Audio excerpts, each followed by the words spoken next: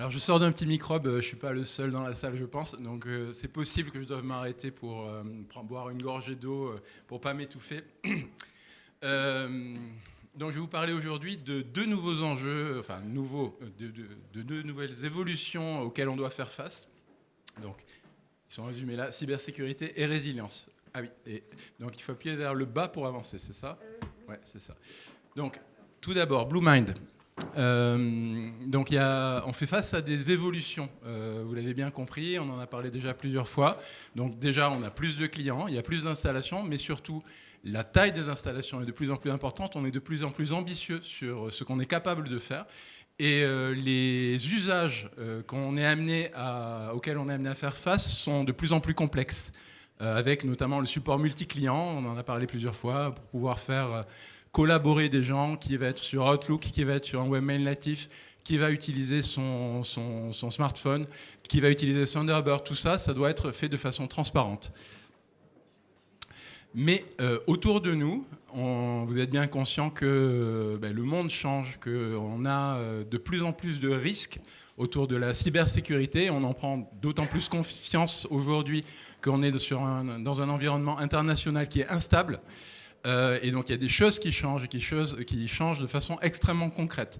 De façon à anticiper les problèmes, au niveau européen, il y a plusieurs nouvelles réglementations qui ont été adoptées ou qui sont en cours d'adoption. Donc là, je vais parler du Cyber Resilience Act, mais il y a aussi NIS 2 qui est en cours de transcription dans le droit français.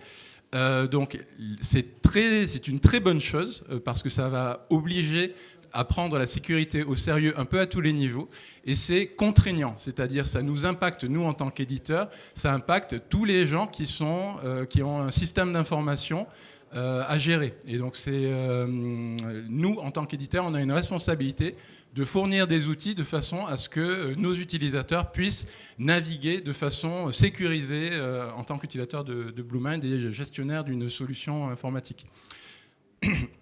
Donc, je vais vous parler d'abord de sécurité. Donc, on a mis en place une nouvelle équipe sécurité qui a pris en charge la rédaction d'une politique de sécurité des systèmes d'information qui est ambitieuse. Donc, c'est un effort qui est mené sous la direction de Cédric Temple, qui malheureusement n'est pas là aujourd'hui, mais c'est le contact si vous avez des questions sécurité. Donc, aujourd'hui, je ferai de mon mieux pour répondre, on fera tous de notre mieux pour répondre, mais n'hésitez pas à revenir vers nous et à poser des questions. On a déjà eu quelques conversations sur le sujet. Donc, l'idée, c'est de poser les choses, de poser vraiment une politique, savoir décider de ce qu'on veut faire, mais pas seulement faire, ça c'est dans notre culture depuis toujours, mais également se conformer et rendre compte. Et donc poser des politiques opérationnelles et mettre en place des contrôles de façon à être sûr qu'on est bien dans les clous. Donc on a commencé à travailler sur des tests de pénétration, de l'audit de code, des campagnes de phishing, et ça couvre vraiment énormément de choses et ça impacte toute la façon dont on travaille et dont on collabore. Donc ça concerne à la fois notre système d'information, mais BlueMind le produit également. Donc c'est très large comme scope. Et je vais vous parler d'un point bien précis qui est très concret. Donc on a parlé déjà plusieurs fois de CVE aujourd'hui. Vous avez entendu le cycle. Je ne sais pas si tout le monde sait ce que ça veut dire. Ça veut dire Common Vulnerability and Exposures. L'idée, c'est que c'est une base de données mondiale des failles de sécurité qui sont attachées à des composants logiciels. Donc c'est une base qui est importante et il y a de plus en plus de CVE qui sont déclarés. C'est un principe déclaratif, c'est-à-dire n'importe qui, et notamment les experts de sécurité, mais ce n'est pas obligé de dire « je suis expert de sécurité » pour pouvoir déclarer une CVE. On va dire « je constate une faille dans tel morceau de logiciel ». Et donc il y a aujourd'hui, en 2024, il y a eu plus de 40 000 déclarations de CVE au niveau mondial. Ça correspond à une augmentation de plus de 30% depuis 2023. Et en 5 ans, on est à plus 130%. C'est en train d'exploser. Donc on est vraiment... tout le monde, ça ne veut pas dire qu'on est dans un environnement qui est... des outils qui sont plus fragiles. Ça veut dire qu'on prend plus ça en compte. On fait vraiment attention à ce qui se passe. Donc, on est obligé, en tant qu'éditeur, de faire attention aux failles qu'on embarque dans la solution BlueMind et qu'on embarque dans notre système d'information. Et de la même façon, vous, en tant qu'utilisateur de BlueMind, vous devez suivre les failles qui sont éventuellement embarqués dans Bluemind. Donc là, on vous propose un nouvel outil qui s'appelle CVE Manager. Donc le point de départ de cet outil, c'est qu'on va faire une liste, une hiérarchie de composants qui sont embarqués dans Bluemind. Il y en a beaucoup, donc évidemment on ne va pas faire le détail là, mais l'idée c'est que ça nous permet, cette liste-là, avec chaque composant étant versionné, de pouvoir dire, ok, on est possiblement concerné par tel problème de sécurité, tel problème de sécurité. Voilà. Ça, c'est un outil public et ça permet de répondre à la question « Je suis utilisateur de Bluemind, qu'est-ce qui me concerne ?» Donc, les failles, elles sont rapportées immédiatement. Dès qu'on reçoit l'information de façon automatique, c'est-à-dire, c'est pas quand on sort en Bluemind qu'on dit « Ok, on en est là aujourd'hui », on peut le voir, mais c'est-à-dire tous les jours, la base de données de CVE évolue et il peut y avoir de nouvelles failles qui apparaissent.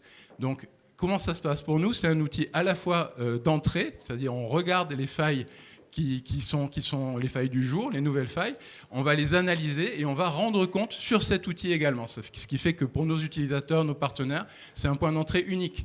Donc ça commence, quand il y a une faille qui apparaît, nos experts de sécurité se penchent dessus, il y a un premier état de triage, donc là on n'a pas encore de réponse, et ensuite on va déterminer une stratégie pour répondre à la faille. Donc il peut y avoir, ça peut aller jusqu'à la gestion de crise et un accompagnement extrêmement fin de façon à être sûr que tout le monde reste en sécurité, soit en sécurité le plus rapidement possible. Et on est engagé en tant qu'acteur, en tant qu'éditeur de logiciels, sur un processus de publication de failles à l'ANSSI.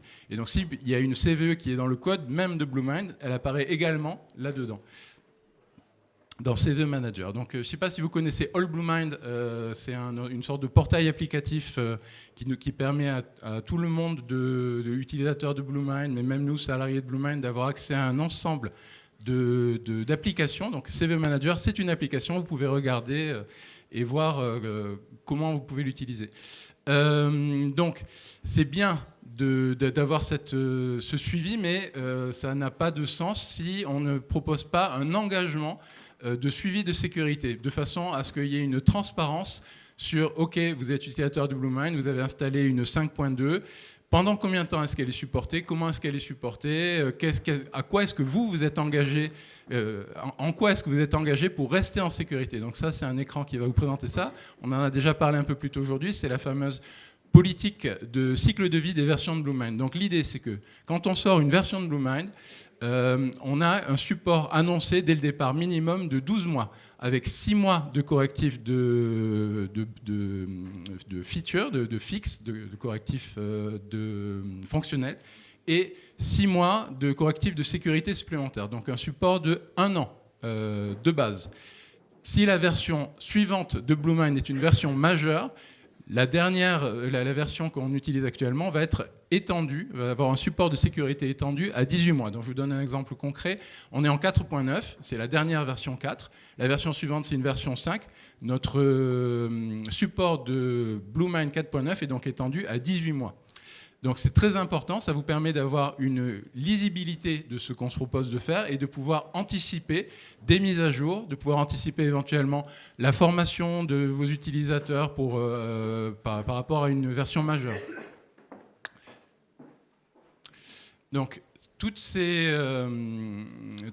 alors j'ai parlé des différentes versions, donc il y a des versions mineures, des versions majeures, des versions correctives. Donc l'idée, c'est que tout le monde est engagé pour suivre les releases correctives qui vont faire face, qui vont répondre aux failles de sécurité.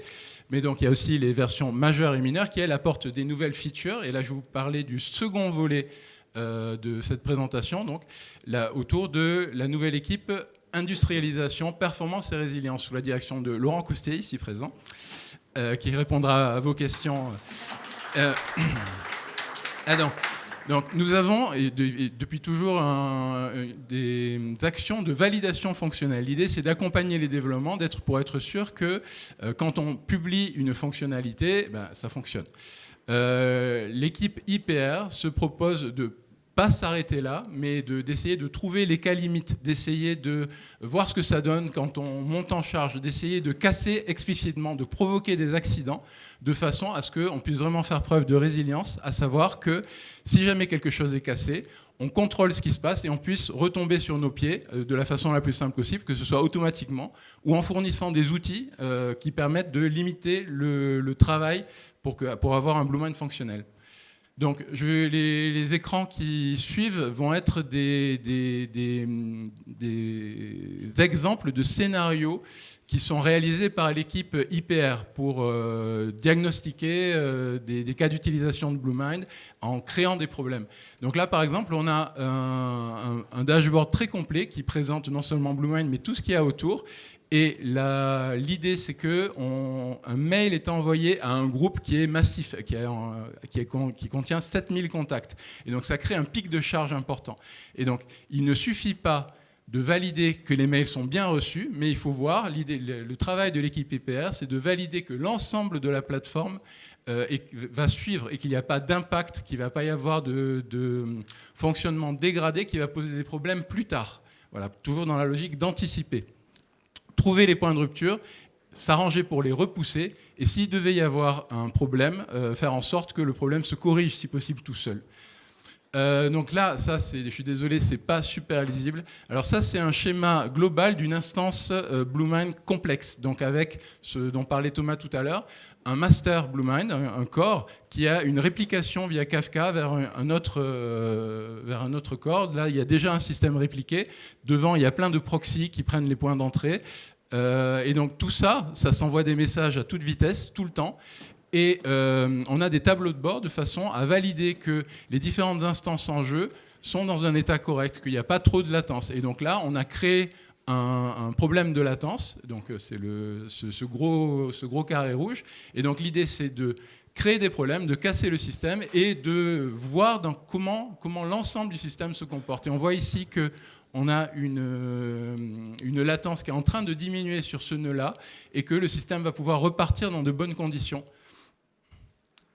Un dernier scénario, donc là c'est un scénario ambitieux de 25 000 utilisateurs du webmail en permanence qui s'échangent des mails avec un usage qui est vraiment pris de production réelle avec des gens qui vont s'écrire des mails, les lire, les déplacer, les supprimer, créer des dossiers. Et donc il y a tout un ensemble de composants Bluemind et donc tout l'enjeu là c'est de voir pendant cet usage vraiment constant, très important, comment l'ensemble du système se comporte. Voilà, et de pouvoir éventuellement prendre un des composants, de pouvoir le mettre en indisponibilité parce qu'il y a un problème physique sur une infra et voir comment l'ensemble du système se comporte. Et donc on a donc 25 000 utilisateurs et donc l'idée c'est que là on a des carrés verts qui correspondent à des temps de réponse inférieurs à 100 millisecondes. Et on voit donc la charge sur différents composants. Donc on peut remarquer que l'ensemble de la plateforme a l'air de tenir la route, alors qu'on a 80 emails envoyés par seconde, 6 millions de mails par jour, mais qu'on a quand même des instances qui sont un peu chargées. Donc on va essayer de regarder, de voir si on peut optimiser, toujours dans l'idée de repousser les limites. Voilà, donc je vous remercie pour votre attention. Donc l'idée, un petit mot juste pour redire les choses. Donc nouveaux défis, nouvelles équipes, donc équipe sécurité, équipe IPR. Donc on évolue pour faire face aux enjeux. Donc l'idée, c'est de proposer des améliorations constantes dans la qualité des livrables, nous outiller, donner des outils.